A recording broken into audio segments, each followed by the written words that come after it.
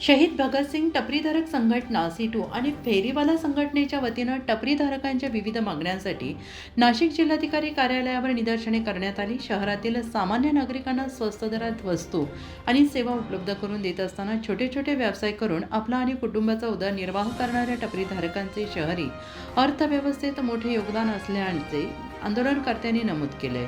केंद्र शासनाने फेरीवाल्यांच्या उपजीविकेचे संरक्षण करण्यासाठी 2014 मध्ये स्वतंत्र कायदा लागू केला आहे। या कायद्याचा उद्देश फेरीवाल्यांना आणि टपरीधारकांना कायदेशीर संरक्षण देणे, त्यांना ओळखपत्र देणे, शहरांमध्ये नियोजित फेरीवाला झोन निर्माण करणे हा आहे। तसेच सर्वोच्च न्यायालयाने विविध निवाड्यांमध्ये फेरीवाल्यांचा व्यवसाय हा मूलभूत अधिकार असल्याचं स्पष्ट केलंय।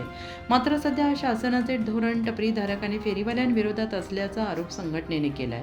मुंडेगाव येथील जिंदाल कंपनीलगत व्यवसाय करणाऱ्या टपरीधारकांच्या टपऱ्या आणि राहती घरे हटवण्याऐवजी फिल्म सिटीचे कामकाज दुसऱ्या जागेवर करावे। तसेच फिल्म सिटी प्रकल्प पूर्ण झाल्यास मुंडेगाव गावातील प्रत्येक घरातील एका तरुणाला कायमस्वरूपी रोजगार देण्यात यावा अशी मागणी करण्यात आली। आणि याशिवाय मुंडेगाव परिसरातील घरे आणि टपऱ्यांची ग्रामपंचायतीकडे नोंदणी करून 8D उतारा देत करपट्टी सुरू करावी। घोटी बुद्रुक एसटी स्टँड परिसरातील टपरीधारकांची नोंदणी करून करपट्टी लागू करावी। तसेच घोटी टोल प्लाझा परिसरातील प्रकल्पबाधित हॉटेल टपरीधारक आणि शेतकऱ्यांवर NHAI आणि टोल प्रशासनाकडून अतिक्रमणाच्या नावाखाली होत असलेल्या दडपशाही थांबवावी अशा मागण्या करण्यात आल्या।